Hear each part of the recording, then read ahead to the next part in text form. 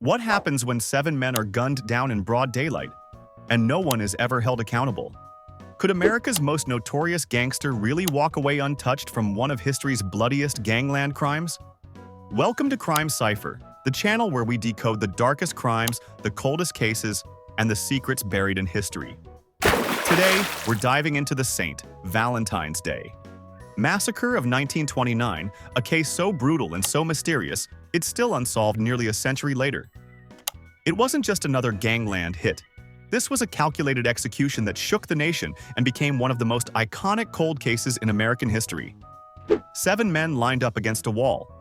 More than 70 bullets fired. No arrests, no trials. Stick around as we uncover 6 chilling mysteries that continue to haunt this case. And don't forget to like, subscribe, and hit the bell icon, because here at Crime Cipher, the truth never stays buried for long. Mystery 1. Why were Moran's men really in that garage? On the morning of February 14, 1929, 7 of George Bugs Moran's associates gathered inside the SMC Cartage Company garage on North Clark Street. These men weren't just street thugs. They included an accountant, a nightclub owner, a mechanic, 2 brothers who worked as enforcers, and even an optometrist. They weren't dressed for hauling booze or muscle work. They were in expensive suits, more fit for a business meeting than a whiskey heist. Some early theories claimed they were there to divide up a hijacked shipment of alcohol or plan a run to Detroit. But if that's true, why bring along a guy like Reinhard Schwimmer, an eye doctor with no criminal record? The prevailing theory now is that someone lured them into a trap with a fake meeting or business deal. The presence of the well-dressed victims suggests they weren't expecting violence. They might have thought corrupt police were staging a routine raid. Adding to the tragedy, they still had large sums of money in their pockets when found, meaning robbery wasn't a motive. And the biggest twist? Bugs Moran himself narrowly escaped death, having not yet arrived when the massacre began. Mystery 2. Who actually ordered the massacre and why? Al Capone is the name burned into the public memory whenever this massacre is mentioned.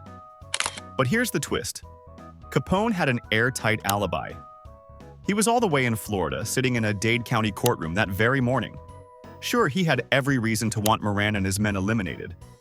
The 2 gangs were fierce rivals, constantly clashing over bootlegging territories, dog tracks, and laundry businesses. But Capone was never arrested or even questioned for this crime. Some mob historians argue that Capone used a secret hit squad from St. Louis called the American Boys.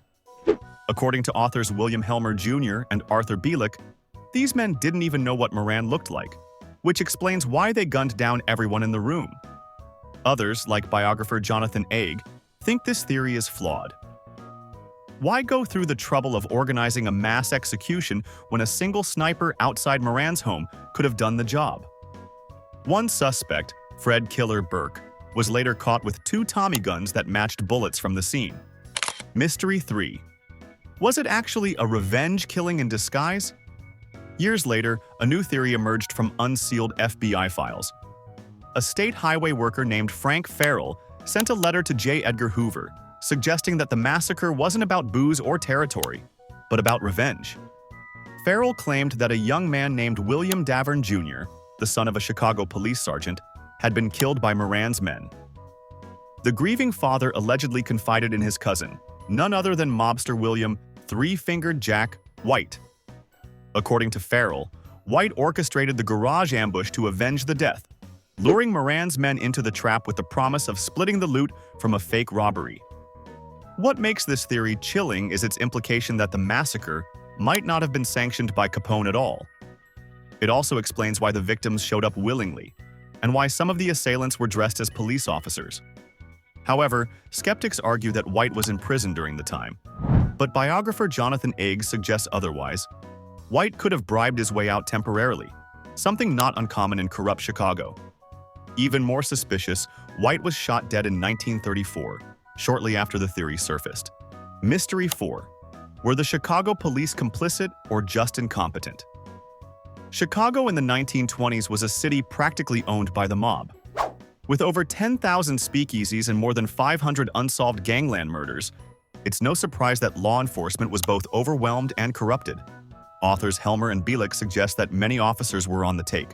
while Jonathan Aig notes that Capone allegedly paid the chief of detectives $5,000 per week, an astronomical sum back then.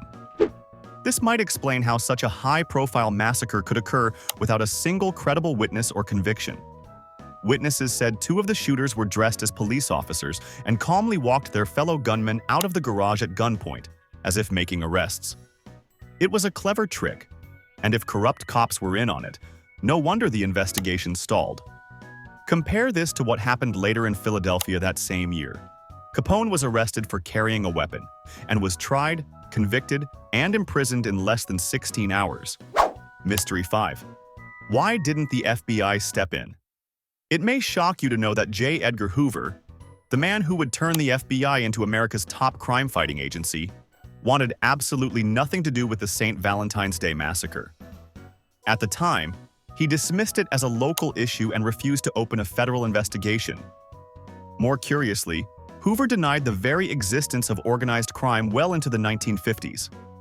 Some researchers believe Hoover had been compromised, possibly through blackmail.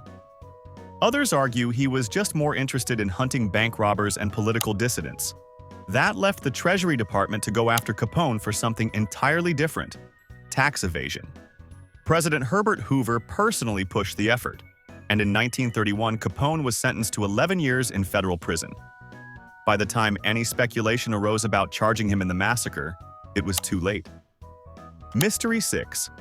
Why did the survivors stay silent, even on their deathbeds?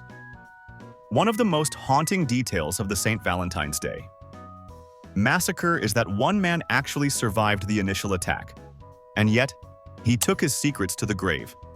Frank Gusenberg, a hardened enforcer for the Moran gang, was riddled with 14 bullets but somehow clung to life for nearly 3 hours after the shooting. When police questioned him at the hospital, they asked the most obvious question of all. "Who shot you?" Gusenberg, blood pouring from his mouth, gave a chilling answer: "Nobody shot me." Why would a man bleeding out from a Tommy gun barrage choose to protect his killers? Was it loyalty to the gang code? Fear that his family would be targeted next? Or did he know that the people who shot him weren't just rival gangsters, but possibly corrupt cops, or even traitors from within their own ranks? Gusenberg's silence has kept investigators guessing for nearly a century, and the fact that he was lucid enough to speak makes it all the more mysterious. Even decades later, no reliable confessions ever emerged. Most of the key figures either died violently or faded into obscurity. No jailhouse confessions, no anonymous letters, no dramatic revelations on anyone's deathbed. Don't forget to like this video, subscribe, and ring the bell so you never miss a deep dive into the world's most chilling crimes.